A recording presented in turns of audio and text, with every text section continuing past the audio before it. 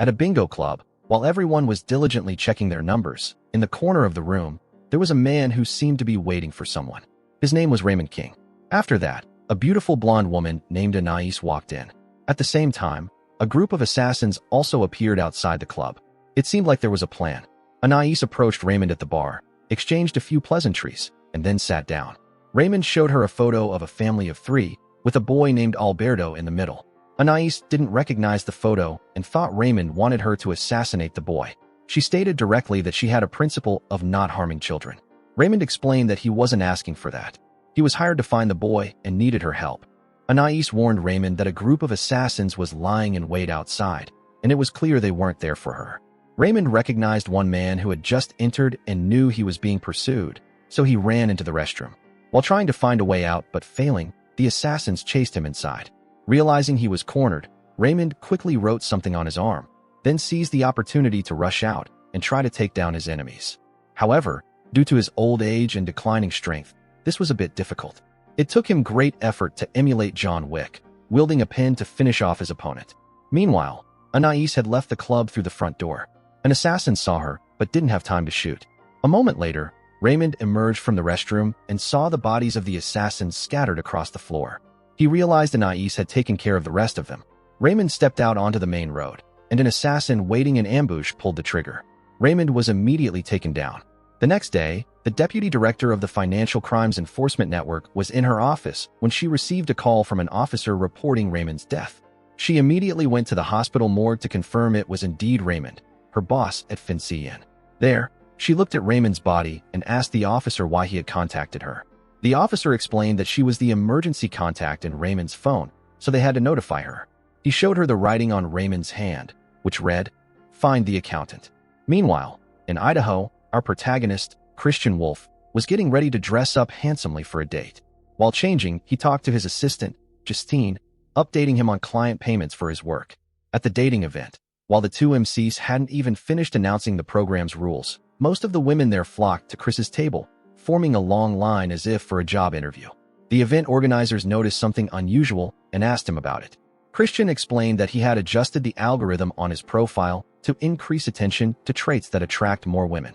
While intelligent, he was too serious. When conversation started, the girls left one by one due to his blunt and uninteresting answers. So, by the end of the event, he still sat alone at his table, unable to find a date. Meanwhile, Medina arrived at the house where Raymond had lived for the past 2 years. The walls were covered in taped notes. She rummaged through his belongings and found a card with Christian W.'s name on it. Wanting to investigate further, she decided to rent the house herself. At the same time, Chris had returned to his mobile home and was preparing dinner after a failed date. For those who don't know, our protagonist has OCD, so his belongings have to be neatly arranged for him to cope. That evening, following the clues in the documents Raymond left behind, Medina called the Haber Institute of Neuroscience to inquire about Christian. Simultaneously, Chris's assistant and lifelong friend, Justine, was also tracking Medina's phone location. Suspecting the call was being monitored, Medina deliberately said, "I need to speak to the manager of that accountant. I know she's listening, and I know he follows her orders. I need his help." Raymond had been assassinated. Afterward, she looked through Raymond's documents and found Alberto's family photo. On the other side, the assassin from the beginning of the film, Cobb, went to find his boss, Burke. Burke immediately asked why he didn't shoot Anais. For professional gunmen couldn't take down one woman? Cobb explained that he didn't have a clear line of sight. At this point, Burke revealed that the real assassination target wasn't Raymond, but Anais. He said that many years ago, during a business negotiation with partners, Anais suddenly appeared, burst in, opened fire, and sent everyone except him to the afterlife. At that time, she didn't recognize Burke, but he had clearly contributed to ruining her life, and now he was worried that she might regain her memories. If that happened, his old life wouldn't be safe. Burke ordered Cobb to eliminate anyone who could threaten him. Meanwhile, Medina followed the photos Raymond left behind to a parking lot. While carefully investigating for clues, she was startled when Christian suddenly appeared. Medina said that she had handled Chris's case 8 years ago, knew all about him, and now needed his help with a new case. At Raymond's house, Medina showed Christian all the photos in the file Raymond had collected. They both began examining and analyzing the pictures, trying to understand the connections between the events. She also recounted in detail the scene where Raymond was assassinated. Meanwhile, in Texas, Cobb found and killed Anaisa's father at Raymond's house. With his genius mind, Christian reorganized the photos and case data. He explained to Medina that Anaisa's family was deported from Central America. They traveled by train to Mexico City and finally crossed the border into the U.S. He pointed out that Anaisa's son must be at least 13 years old now. Christian revealed Anaisa's real name was Ada Sanchez, who was also the woman in the photo. She used to work at a pizza shop, a money laundering front for a human trafficking ring. Realizing this was a clue, they went to the pizza shop and interrogated the owner. However, the old man seemed uncooperative, claiming ignorance to every question. With his accounting experience, Christian quickly realized he was lying and confronted him about the shop's money laundering activities. Hit a nerve, the old man threatened to get physical, but to his surprise, Christian retaliated. His henchmen, seeing their boss getting beaten, rushed forward to gang up on him, but in a blink, they were all beaten senseless. The man, in too much pain, then revealed the name of a human trafficker. With the information, Christian and Medina left immediately. On the way, Medina was frustrated by Chris's violent methods. She said that she was a government agent, and using physical force would give her a bad reputation for police beating citizens, asking him not to use violence anymore. Medina even suggested calling headquarters for more backup, but Chris calmly replied, "That won't be necessary. I already have someone in mind." Meanwhile, in Berlin, this handsome man is Braxton, Chris's younger brother and also a professional assassin, though he's a bit eccentric. After checking into his hotel room, he called a pet store to discuss some matters. Earlier, he wanted to buy a dog for companionship, but the owner said it would take 2 weeks before the puppy could be separated from its mother. He talked and talked, but couldn't convince the owner to let him have the dog immediately. So Braxton was quite annoyed about this. Putting aside the pet issue for a moment, that evening he still had to carry out an assassination mission. He quickly took down the guards and perfectly handled the target. While having a brief chat with the target's wife, he received a call from Christian asking for help. Braxton flatly refused, clearly annoyed, saying that helping him last time almost ruined his entire career. Moreover, Christian never called to check on his well-being, only remembering his younger brother when he needed help. But Christian needed Braxton's help in California within 24 hours. Braxton grumbled, ended the call, and left immediately afterward. On this side, Chris told Medina about his younger brother. He said he hadn't seen him in 8 years and was a bit nervous because their brotherly relationship wasn't very good. Medina advised him that perhaps he should thank his brother for agreeing to help, saying that he would be very happy to see him again because everyone wants to feel appreciated. Just as she finished speaking, Braxton appeared. When he arrived, Medina introduced herself as the director of the Financial Crimes Enforcement Network. Realizing she was a federal agent, Braxton pulled Christian aside for a private talk. Run out of things to do? Working with government people? After that, they began their plan. Braxton paid the hotel manager, asking him to call 3 pretty girls to the room while Medina waited outside. While waiting, the 2 brothers took the opportunity to tease and jab at each other. A moment later, the girls arrived. Braxton was more experienced with this sort of thing. He paid more money and asked them to call their pimp. 2 of the girls thought they had met a bunch of lunatics, so they argued and left, returning the money. The third one agreed, but demanded more money in return because doing so would put her life in danger. She also added that the girls forced into this work were mainly immigrants kidnapped by traffickers.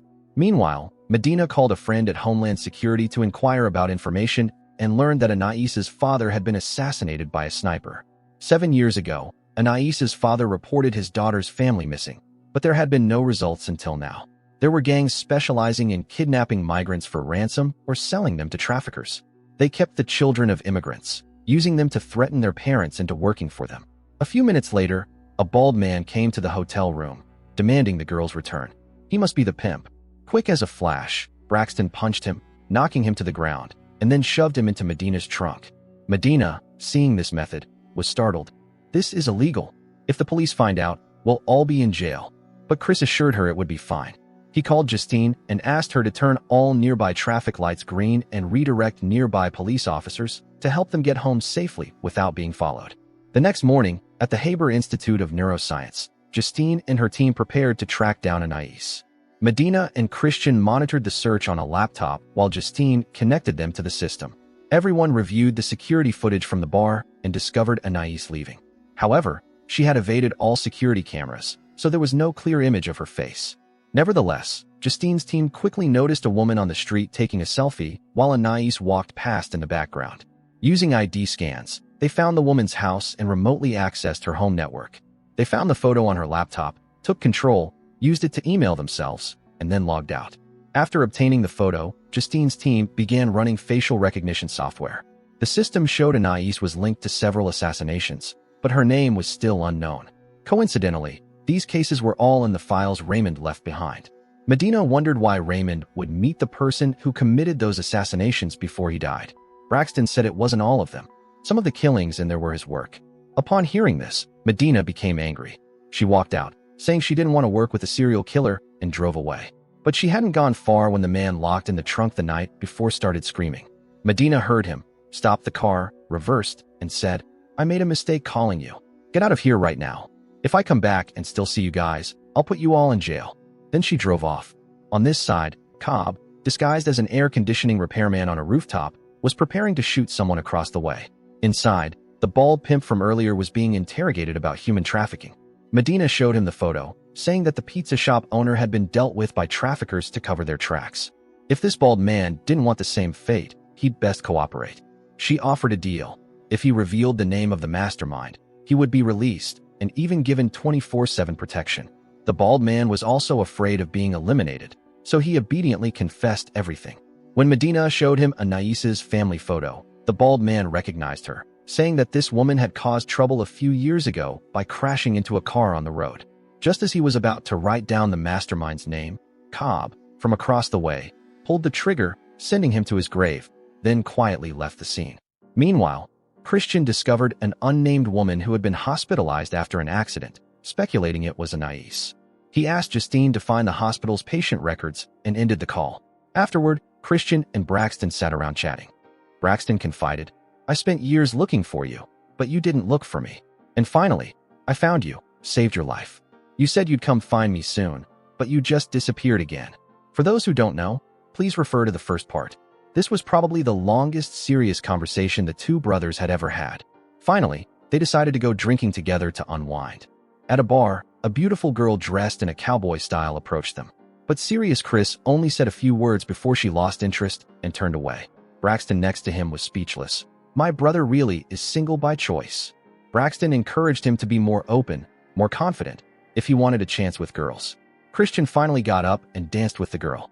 This was the first time he had dared to mingle with a crowd like this. With his genius intelligence, he quickly got into the rhythm to the point where Braxton, sitting below, had to cheer excitedly. When the song ended, the girl gave Christian a friendly hug. However, one of her friends unexpectedly walked in looking for trouble and tried to attack Christian. Braxton quickly intervened, punching the group out the window. In the car, Braxton noticed that Christian had even managed to get the girl's number, and he showed pride and teased his brother. Meanwhile, Medina went to the hospital where the unnamed woman had been treated to find more clues for the case. A doctor showed her a video of Anais from 5 years ago, a fractured skull, broken ribs, severe left arm, and facial injuries from a car accident. In her delirium, she kept saying something about being attacked. The doctor explained that she was severely injured and lost all her memories.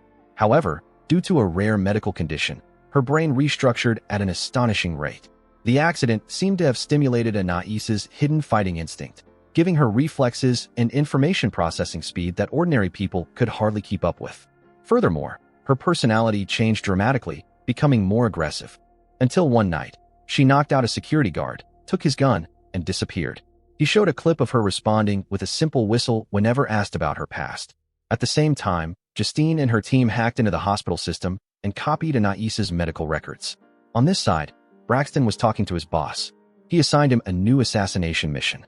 When he saw the photo, he was stunned because it was Medina. When he went to bed, Christian tossed and turned, unable to sleep because of the case. Suddenly, Justine messaged him, reporting that a contract to assassinate Medina had also been given to other assassins. So Christian quickly jumped on his motorcycle and sped to her house. Meanwhile, Anais had broken into Medina's house and started searching for something. Although Medina was prepared, she was no match, getting badly beaten, with no chance of winning. Anais snatched a knife and stabbed Medina. But before delivering the finishing blow, she saw her family photo on the wall. A few memories suddenly flooded back, from how her whole family crossed the border to how her husband was murdered and her son kidnapped by a human trafficking gang, how she herself was tortured afterward, and she also remembered that the mastermind behind it all was old Burke. A few minutes later, Christian arrived. He told Anais that her son might be held at Jurs. Anais, after hearing this, looked a bit distraught, then turned and left. Christian, meanwhile, rushed to treat Medina's wound. Fortunately, the stab wound wasn't fatal. In Burke's lair, he was furious that his assassination mission on Medina had failed. If she continued to investigate and uncovered this human trafficking ring, they would all be done for. Fearing complications, he instructed Cobb to go to Jurs, take Anais's son and the other children there into the desert, and dispose of them to erase all traces. Back with the two brothers, Chris was enraged at Braxton for knowing Medina was targeted by assassins and not bothering to warn him. He also said he would go to Jurs to rescue the children, including Anais's son. Braxton, though not interested, was forced to follow. Justine and her team hacked into a military drone and pinpointed the location where the children were being held. She quickly relayed the information to Christian and Braxton, also informing them that the children were in danger. The two brothers initially grasped the situation. They stopped, fully armed, ready to fight these scum to the death. Done with preparations, Christian took on the driving mission while Braxton eliminated the guards outside. The pickup truck charged straight into the enemy's lair, and human traffickers were sent to their graves wherever they went. The gunfight was fierce, but when facing professional assassins like the Christian brothers, these guys were nothing more than a disorganized mob. Although they hadn't worked together in a long time, Christian and Braxton were still perfectly synchronized. Realizing the situation was getting more dangerous, Cobb loaded Anais's son and the other children onto a bus and left the place, intending to take them into the desert to eliminate them. The enemies were too numerous, so the two brothers threw smoke grenades to blind them, then seized the opportunity to break out. On the bus, Cobb, with his sniper rifle, successfully shot Braxton, but fortunately, the injury wasn't serious. He told Christian, "Go after the kids quickly. I'll stay here and hold off the enemy." So Braxton single-handedly took on the remaining traffickers. But with the overwhelming numbers of enemies and his prior injury, Braxton quickly found himself in a difficult position. At the most critical moment, Christian fortunately drove up to rescue him. It turned out he couldn't bear to leave his brother alone, so he had turned back. Afterward, they both quickly got into the car and chased the bus. On this side, the children were forced into a pre-dug pit by the traffickers. But fortunately, Chris and Braxton arrived in time, opening fire and eliminating all of them. Inside the bus, Cobb took Anais's son hostage. But Christian and Braxton coordinated from inside and outside, shooting him down in a flash. Thanks to this, Anais's son and the other children were rescued. They all got on the bus to return. On the way, Braxton suddenly asked Christian to stop the car, thinking something was wrong. It turned out Braxton saw a cat on the road and decided to keep it as a pet. A short time later, Justine shared Burke's location with Anais. Based on that information, she found where the old man was hiding and personally finished off the one who had caused her so much misfortune. As for Anais's son, it turned out the boy was also autistic but had an extremely high IQ. So he joined Justine's team, and the Christian brothers planned to travel the world together, mending their brotherly bond. That's the end of the video. If you enjoyed it, please don't hesitate to leave a like and subscribe to support me. Goodbye and see you in the next videos.